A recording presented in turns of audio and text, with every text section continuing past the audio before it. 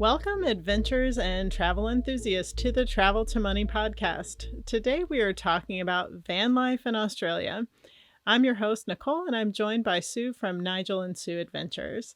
Let's jump right in. I am super excited about this topic because I'm planning to venture into van life for part of next year, and I just have so many questions. But let's maybe start with, what are the biggest challenges and rewards of doing van life in Australia?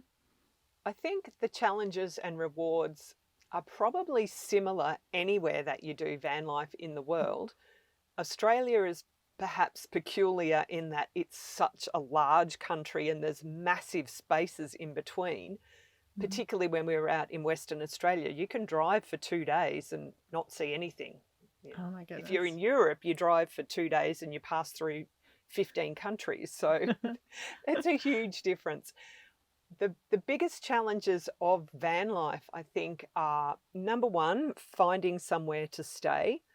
So most van lifers are the type of travelers that don't want to go from caravan park to caravan park, where you're crammed in like sardines into small little plots and very close to your neighbours, and they're quite expensive. So most van lifers tend to look more for the free camps, whether they're official or unofficial.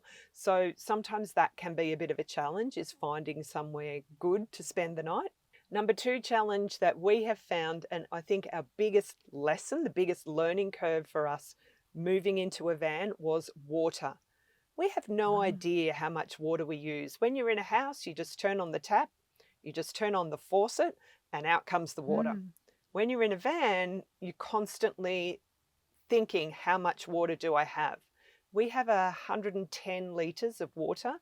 I think that's right. about I'm not sure how many gallons, 40 gallons maybe, 25 gallons. That sounds I'm about not right. very good. 110 litres anyway. It's enough water to last us for about 3 days. That's drinking, cooking, showering, washing dishes, that sort of thing.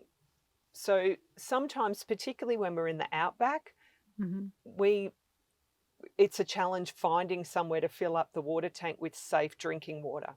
So Right. that is probably one of our biggest challenges. And then just simple things like, we're driving this massive big van. When we go into a city or a town, finding somewhere to park it, that can be difficult as well. Right. What is the length of your van? So it's a long wheelbase sprinter van, so Okay. 7 meters, which is about 21 feet. Okay. Yeah, that's a pretty good length. Yeah. So yeah, it's 170-inch wheelbase. So yeah, it's a big van, and it's Wow. 3 meters tall, which is almost 10 feet tall. Oh So my goodness. Yeah. yeah, It's got some height to it. exactly. Yeah. So that's the challenges in terms of rewards, and these far outweigh the challenges. The Mm, first reward is obviously freedom. We right. can come and go as we please. If we're somewhere and we love it, we can stay for as long as we like. If we're somewhere and we don't love it, we can just get behind the driver's wheel and take off and leave.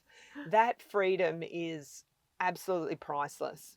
And Mm, both of us have traveled a lot doing conventional traveling, where you're going from hotel to hotel or Airbnbs or whatever, mm, where you need to book a lot of things in advance. That's the beauty of this lifestyle, is you don't need to mm, book everything in advance. Some places which are very popular and don't have a lot of options for accommodation, means we may have to miss out on things. But on the mhm, whole, we haven't found that an issue. So that mm, is hugely rewarding. The other thing I will say is having your home with you wherever you go. A couple of years ago, we were in the Northern Territory of Australia and we'd flown up there. So we were living in the van at the time, but for a couple of reasons, we'd flown up, and we drove in a hire car out to one of the national parks, and we were at this waterhole there. So we didn't have our kitchen with us, we didn't have our bathroom with us. So mm, we kind of came out of the waterhole and we're like, oh, we've got to get changed out in the middle of nowhere here, and we can't make any food, and we had to go to this kiosk and buy overpriced food. So having your home with you wherever you go, is that's just incredible as well. I Oh, think, that I have I sold didn't it to I'd you never yet? thought about that. Yeah. Yeah. It's amazing, and often, and the other thing with actually traveling in a van, as opposed to different ways of traveling, whether you're towing a caravan or using a camper trailer or a tent or something like that, is Mhm, how quick and easy the setup and pack down is. So mhm. we often arrive at campsites, and for us, we just arrive, swivel the seats, open the door, put our little step outside, and we're there. You know, maybe we'll get our chairs and put chairs outside as well, wind out the awning, but that's all of 5 minutes. And we see some people Right. come in if they're in camper trailers, and they'll spend an hour or so getting everything set up, you know, putting Right. putting the thing up and the pop tops and all that sort of thing. So that is a real advantage to this type of on the road life as well. Right, that makes a lot of sense. Now, one of the things I'm thinking a lot about is the money it takes to live van life, and I've noticed on, like, your Instagram that y'all do different reels that show how much you've spent for a week and how much it costs, which is really helpful, and I would imagine especially for folks that are looking to do it in Australia. I know in the US, it not always like a budget option, but I've heard about different things that can make it more affordable. But how exactly do you budget for van life? What does that look like for you? I think our situation is a little bit different to a lot of other van lifers in that Nigel is still working in his job. He works a 6 week rotating roster. So he goes away to work and then he comes home. So in that 6 weeks, we do a lot of traveling and we move quite fast. So Mm, we're not as budget conscious as someone might be that is traveling full time. The right. biggest cost when you are living van life is fuel, and Mm, particularly here in Australia, and I would imagine in the United States too, where the mm, distances are so huge. Although your fuel right. is your gas is a lot Mm, cheaper than what gas or diesel, which our van is a diesel. okay. It's a lot cheaper in the United States than it is in Australia or Europe, but that Mm, is still going to be your biggest expense. Obviously, you're not paying rent or your mortgage. I mean, you might have a mortgage if you own your home, but we own our home, but we've got tenants living in the home, so we right. don't have to worry about that expense. That's nice. So the biggest expense is your fuel, and the way to budget is to travel slower. A Mm, lot of people I know will say, okay, we'll fill the tank once a week and we'll just kind of work out our schedule based around only putting in that, depending on how large the tank is, $100, 150. For us, it costs about $200 to fill our tank. And then the next most expensive cost is your food. And the best way to budget for that is to prepare your own food rather than eating mhm. out. So we tend not to eat out a lot, although when we are in the outback and in the country towns, we do like to support the outback pubs and the small country pubs. So we will That's often great. have 1 or 2 meals a week and definitely go and have a beer in those sort of places, Hmm. because there's so much character in those places. That's one of the things we really love. Mm. Other than that, I think that's probably the best, yeah, the main ways that we budget. Okay. Do you spend, I'm not sure how it is there, but I feel like, do you spend a lot at campsites to park there, to use the utilities, or how does that work? We try not to stay in paid campsites as much as Mhm, we can. So here in Australia, there's an app called WikiCamps. mhm, It's peculiar to Australia and New Zealand. I know in other parts of the world, there's one called Park for Night. So park and then the number 4 night. There's another one called iOverlander. Those mhm, two aren't as popular here in Australia, but I know they're a lot more popular in Europe and in the United States. And we use those, well, we use the WikiCamps app to find free camps where possible mm, or low cost camps. So in a lot of the national parks, they have campsites set up there, where it might only cost you $10 or $20 a night, as opposed to mhm. going to a caravan park where you need to pay around $50 a night. So Oh my if you're goodness. paying 30, 40, 50, high season, Christmas time, you might be paying $100 a night to stay in Oh a caravan wow. park. You do Oh that my over a goodness. week, that's expensive. So Mhm, that's not a budget option. So I think in in these times, this day and age, so many people are able to set up their vans, motorhomes, RVs, so that can be off grid. So you don't need to Hmm. plug into power. A couple of solar panels on the roof, um, a battery Hmm. to run your fridge, run your lights, charge up your computer, your camera, what have you. And you don't really need to go to a caravan park. So, Hmm. yeah. That makes a lot of sense. That's really cool to see it in action because Mm. I've thought about that, but I'm like, how does it work and where do you park? I think someone I knew once sent me an app here, and I think it was a little bit different than just free campsites, but it was almost like couch surfing, but for campers, Yeah, where like right. you can see someone's home that says you can come park your van here. Like they are just open to travelers coming for a night or two. Mm. Sometimes even offer electrical hookups or water refills. And so that sounds really cool. It sounds like there's a really neat community of people out there and they all really help each other. And I just thought that was pretty incredible. And I'm excited to get to try that. We do have a Facebook group here in Australia called Driveway Sharing, where you Hmm. can go and stay on someone's driveway. We've actually never used that.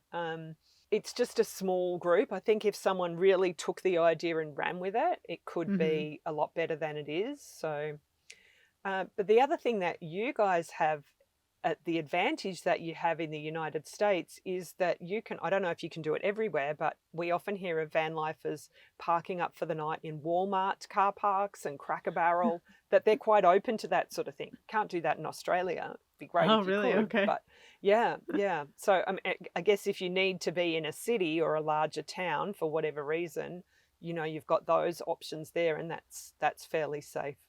And you've also Mm. got, I think it's called BLM land Oh, there in right. America.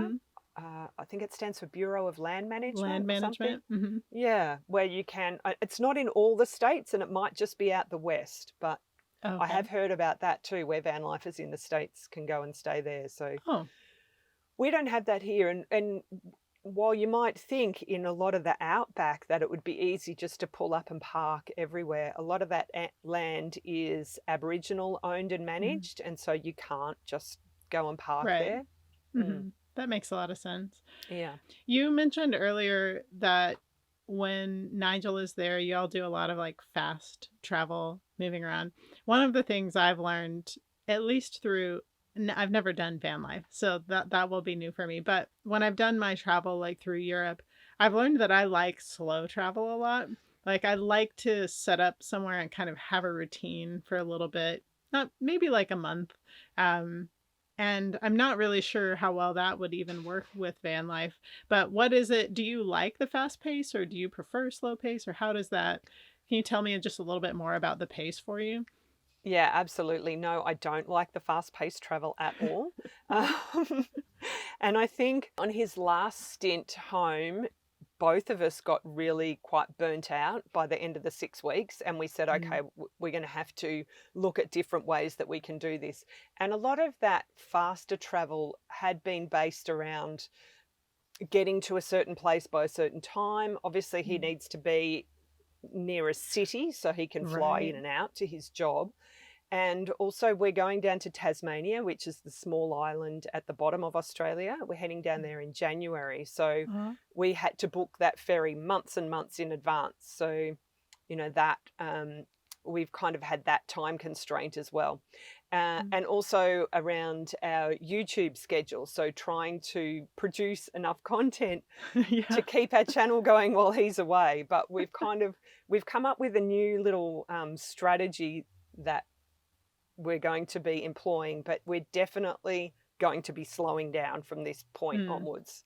Yeah, it's not fun that fast. I mean, it's Right. it's some people love it and just ticking Hmm. places off a bucket list, but for us, we really like to be able to just slow down. And as you say, spend maybe not a month somewhere, but at least spend Right. 3, 4, 5 days if we're really Hmm. enjoying somewhere and just Hmm. get to know the place a bit better.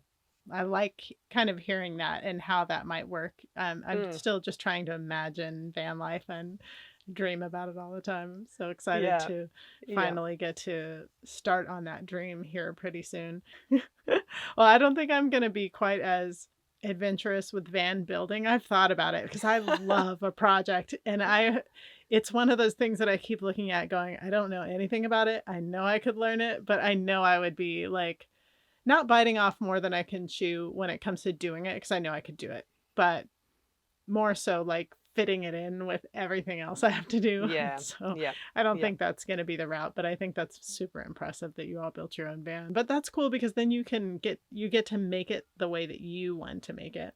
And when anything Exactly. goes wrong, you know exactly where everything is because you put it all together. So I think that's Exactly. really awesome.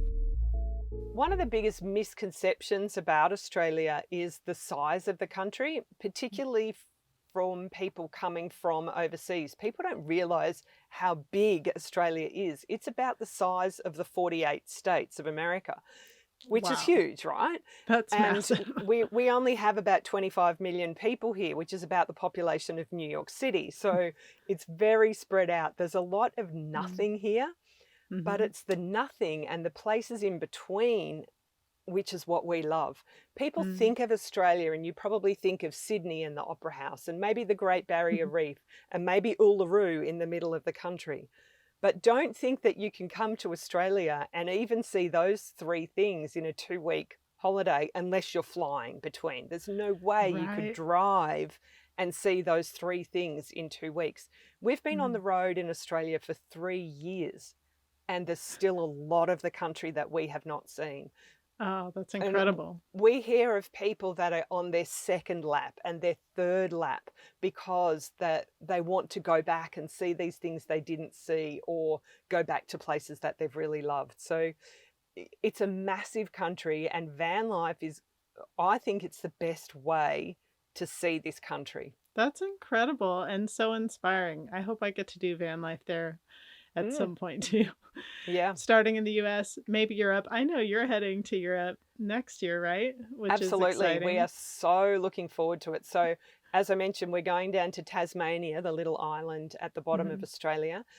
Once we've done Tasmania, we'll pretty much have finished our loop. So, we'll just Mhm. drive back up to our home base in Brisbane. And then the plan is to sell the van, Mhm. move to Europe, and start again. A few people have said, oh, why don't you take your van there? There's a whole list of reasons. Mhm. Obviously, here in Australia, we drive on the other side of the vehicle and the other side of the road to the Mhm. United States and to continental Europe. So we do want to get a van, which is a left-hand drive van. There's a huge cost involved, obviously, in shipping our van over there, and our Mhm. van's getting a little bit old. So we just thought it's just going to be so much It's easier to time. sell up here and buy over there. But we are so excited. With both of us having previously worked in the travel industry in Europe, we've seen a lot of Europe in terms of the cities and the main tourist hotspots. We're really looking forward to getting there and doing van life because that's going to be the best way to, again, see those places in between. Like, what is in between Rome and Venice? There's a Right? whole bunch of little towns that Mhm. we're going to be able to explore that we've Oh, never had the chance to see before. That's what we're really excited about. that sounds incredible. Well, tell me how do people find you so that they can go follow all of your adventures?